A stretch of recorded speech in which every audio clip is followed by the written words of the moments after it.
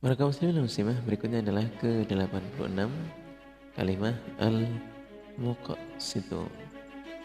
Al-Muqsitu adalah Allah Zat yang maha adil, adil di dalam hukum. Allah adalah Zat yang mampu menghukumi dengan hak, dengan adil dan benar. Allah akan membalas pada penganiayaannya orang-orang yang dianiaya saat di dunia dengan adil. Dan Allah akan menghukumi di antara hamba-hambanya dengan adil, dengan apa yang telah Allah janjikan. Kemudian hukum-hukumnya di antara hamba juga Allah hukumi dengan adil. Ini sewaktu di dunia ataupun ketika berjumpa di akhirat di hadapan Allah. Dan Allah berbuat dan berlaku itu juga memerintahkannya dengan adil. Kami ulang sekali lagi, Allah memerintahkan agar berlaku adil dan berbuat adil terhadap sesama hambanya. Jadi kalau di dunianya keadilan dan sifat ini juga harus diberlakukan, harus dikerjakan, terutama untuk orang-orang atau hambanya Allah yang menjadi para khalifah, para pemimpin. Itu harus dan wajib berlaku bijaksana dan adil, termasuk suami terhadap istrinya juga harus adil, orang tua kepada keluarga dan anak-anaknya. Begitu juga dengan orang-orang iman, karena ketidakadilan, penganiayaan itu akan dikisos oleh Allah.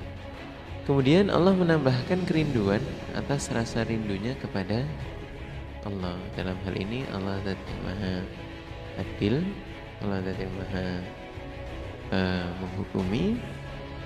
Salah satunya Allah menambahkan kerinduan atau rasa kangennya atau terhadap hamba-hambanya Allah, kebahagiaan ketika mengerjakan ibadah. Nah, Allah menambahkan kerinduan bagi orang-orang yang bisa berlaku adil, bisa beribadah dengan baik, ya toh? Ini untuk kangen kepada Allah. Karena orang-orang yang adil itu mendapatkan janji surganya Allah yang tinggi, atau terutama para amir, para imam, atau itu dijanjikan berada di singgasananya Allah sebelah kanan, dekat dengan Allah.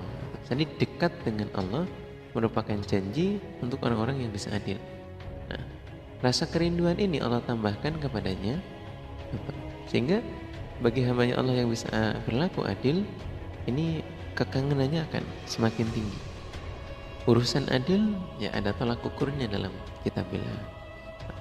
Kemudian cinta atau mungkin ini ya sangat sulit, tapi jangan berat sebelah, jangan pilih kasih, atau apalagi di dalam keluarga.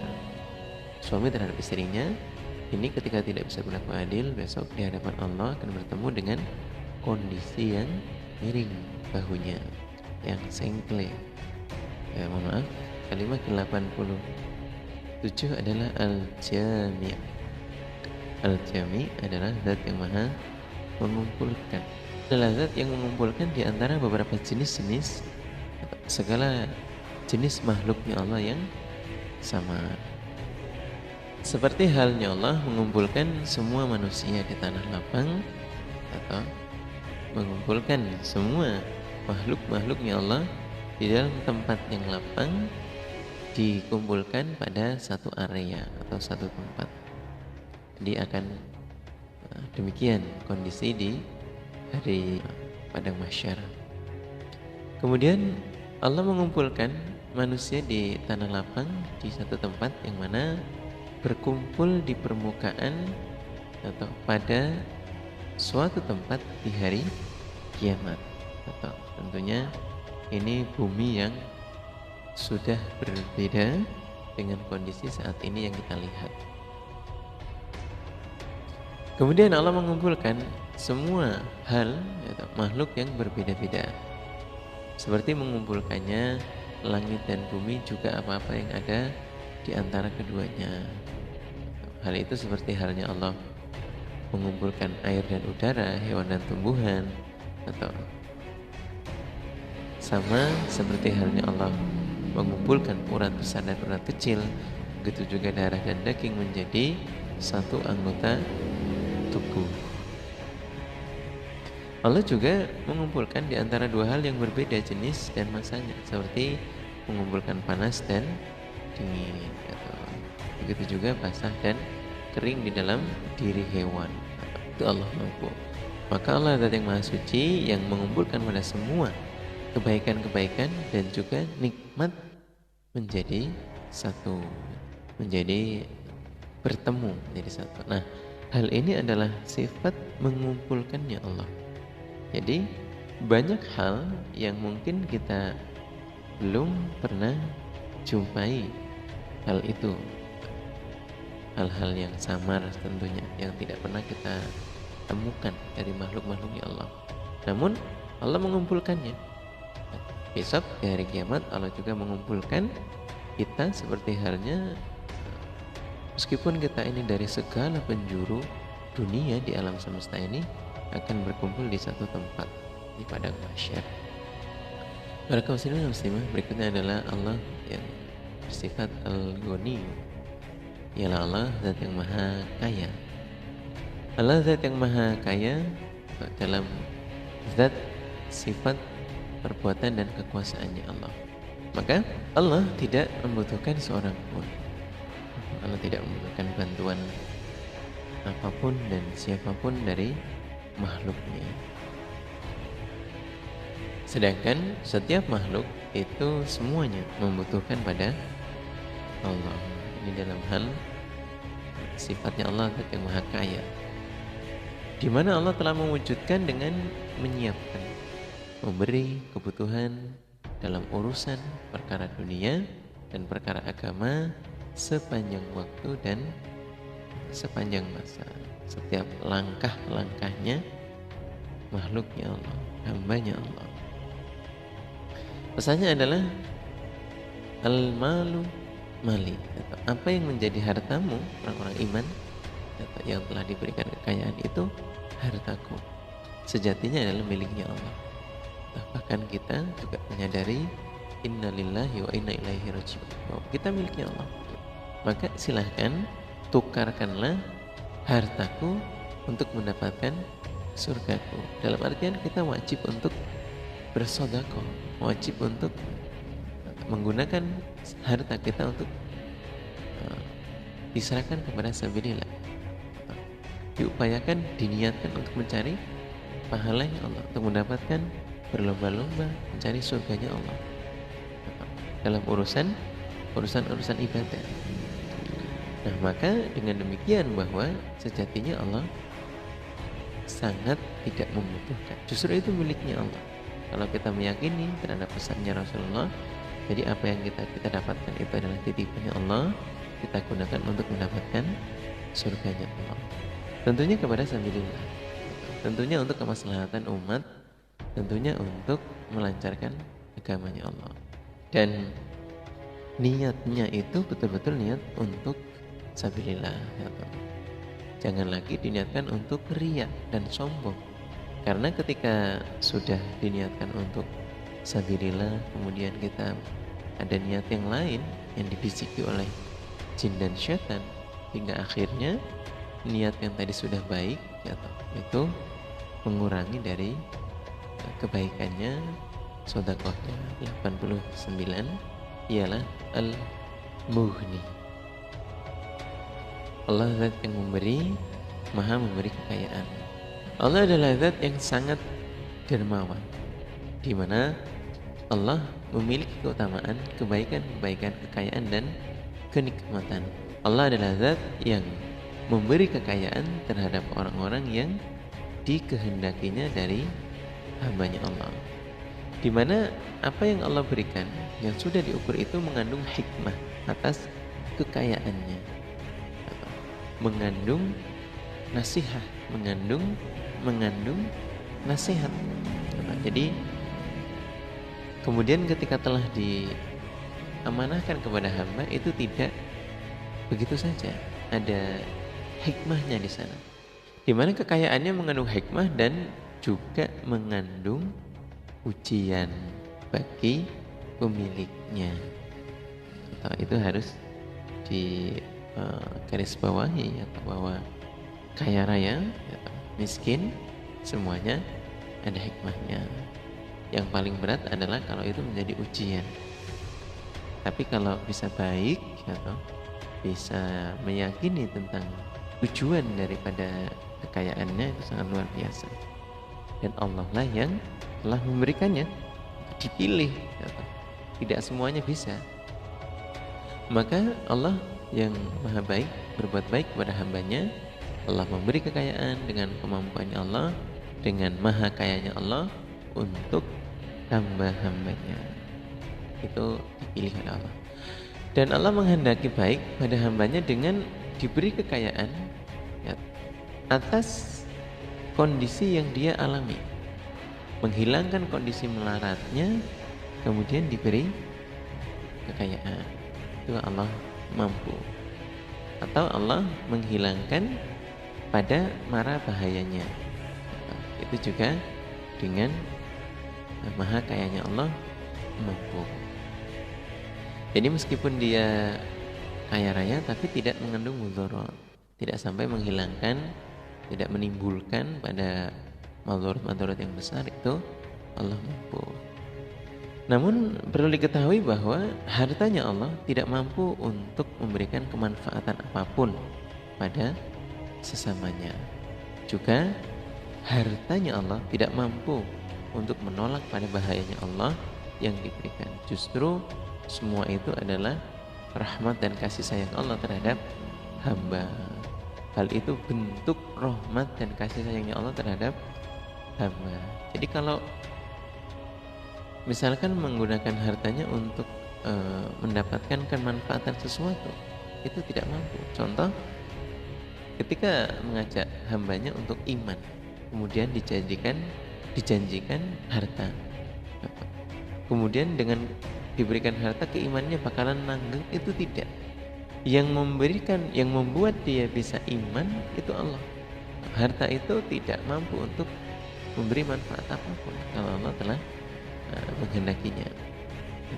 Memberikan kekayaan itu tidak bisa menjaga keimanan. Begitu juga ketika seorang hamba kemudian memberikan harta yang banyak luar biasa, dia menjadi nurut atau layaknya budak, itu sejatinya juga tidak. Yang membuat dia nurut dan taat itu Allah. Begitu juga dengan meletakkan sebuah harta yang banyak kemudian bisa menghindarkan bahaya, atau itu juga tidak. Yang memberikan, yang menolak bahaya dari hamba itu adalah Allah. Jadi ya semuanya nasabnya adalah Allah, bahwa uang itu hartanya Allah. Kasih sayang yang diberikan oleh hamba terhadap hambanya, kemanfaatan yang didapatkan itu semuanya adalah rahmat dan kasih sayangnya Allah. Kalau dalam bahasa kalimat la haula wala quwata illa billah itu, seorang tidak bisa untuk, tidak punya daya dan upadaya untuk bisa taat dan untuk bisa tidak berbuat maksiat, kecuali dengan aunianya Allah, penjagaannya Allah. Orang tidak berbuat pelanggaran, orang tidak bisa berbuat maksiat kepada kita atau berbuat hal-hal yang mengandung maksiat atau mengandung bahaya untuk kita, kecuali dengan penjagaannya Allah. Kita tidak melakukan hal-hal yang maksiat itu karena kita dijaga oleh Allah. Begitu juga seseorang tidak melakukan hal-hal yang bernilai kebaikan, yang bernilai ibadah, kecuali dengan kekuatannya Allah, dengan rahmatnya Allah. Kalau seandainya pun kita tidak melakukan maksiat, itu betul-betul juga karena penjaganya Allah. Kalau kita melakukan ibadah juga dengan kekuatannya Allah. Jadi rahmatnya Allah terkandung di sana. Allah zat yang maha memberi kekayaan. Begitu juga dengan sedekah. Kalau sedekah itu ya kerenteknya dari Allah. Semua hal yang memberikan manfaat kepada sesama atau yang menolak bahaya itu betul-betul dari Allah. Kita hanya ikhtiar. Dalam hal kekayaan, ya, di sana Nabi memberikan keistimewaan sendiri. Atau contoh bahwa sedekah mampu untuk bisa menghindarkan dari penyakit. Sedekah mampu untuk kekayaan yang kita lakukan, kemudian kita berniat mencari pahala dengan cara sedekah, itu mampu untuk menghindarkan dari mara bahaya. Tapi kembali kepada rahmatnya Allah. Atau ikhtiarnya ya begitu. Tapi meyakini bahwa harta bisa untuk mengerjakan itu, tidaklah demikian. Kemanfaatan dan kekayaan kita itu semuanya ada di dalam naungan kasih sayangnya Allah. Karena Allah yang memberikan, kitalah yang menjadi perantara. Sehingga Allah yang maha kaya, di mana Allah mampu untuk memberi kekayaan kepada hambanya. Nah, di sini mempunyai artian kita tidak boleh untuk iri, ya tak? Kalau hamba itu kemudian diberi kekayaan, ya sudah, ya tak? Itu pilihan dari Allah, ketentuan dari Allah. Kok kemarin menjadi teman tidur, teman sekontrakan, teman sekos-kosan, kemudian suatu saat dia menjadi orang kaya raya. Hamba yang memahami terhadap qadar dan takdirnya Allah, nama dan sifatnya Allah, tidak boleh untuk iri. Itu adalah murni dari ketentuan dari Allah. Para kaum muslimin muslimah, berikutnya adalah kalimat al-mani. Allah zat yang maha mencegah,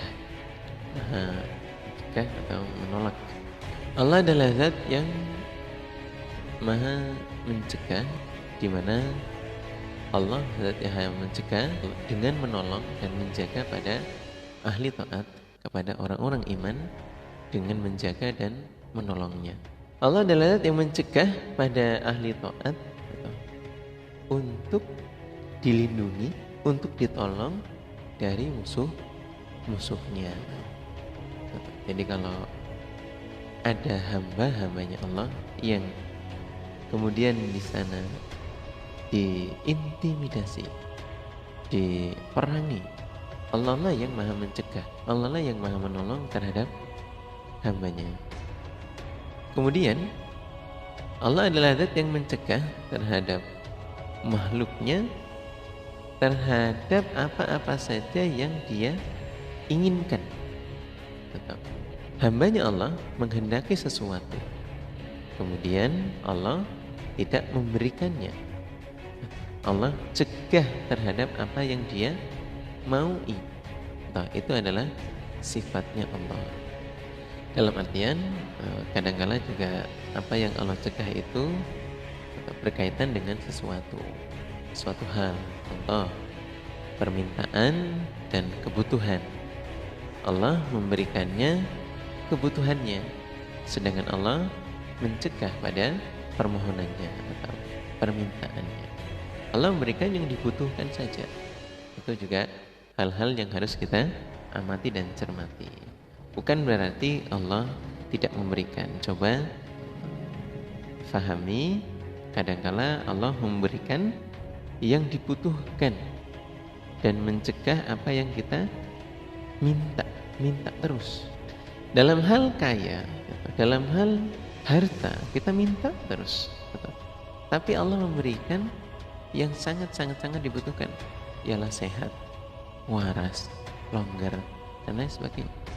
Sedangkan mungkin apabila kemudian permintaannya Allah cegah, yang lain tuh banyak yang Allah tidak berikan, Allah tunda, atau Allah tunda waktunya, Allah tunggu sampai di akhirat, atau diganti dengan yang lebih baik daripada apa yang kita minta kepada Allah. Sehingga hal ini menimbulkan sebuah keyakinan atau sebuah keimanan bahwa belum tentu yang tidak kita dapatkan itu betul-betul Allah cegah. Kadang-kala justru kita mendapatkan yang lebih baik. Dengan keimanan, dengan keyakinan, dengan nasihat, kita menelaah ke dalam diri kita. Dalam hal doa, ini juga sudah diterangkan di dalam penjabaran bahwa doa itu semuanya dikabulkan. Mungkin ada kalanya satu ditunda pemberiannya. Ada kalanya juga tidak diberikan di dunia tapi di akhirat gitu. Nanti di hari atau bisa jadi bahwa doa kita diganti dengan yang lebih baik.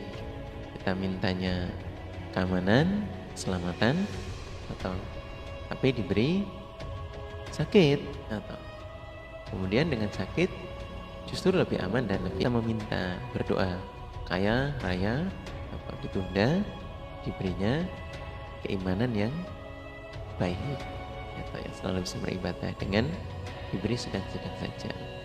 Hal-hal seperti ini adalah sifatnya Allah, di mana Allah mencegah terhadap makhluknya apa saja yang dia kehendaki, tapi Allah memberikan terhadap apa yang dia butuhkan. Yang dibutuhkan, yang diperlukan itu diwujudkan. Maka ada istilah dalam sebuah kebutuhan terkait atau beristilah primer dan sekunder. Sehingga moga-moga saja semua yang kita minta kepada Allah itu diwujudkan. Tidak usah bersedih hati ketika nggak dikasih di dunia.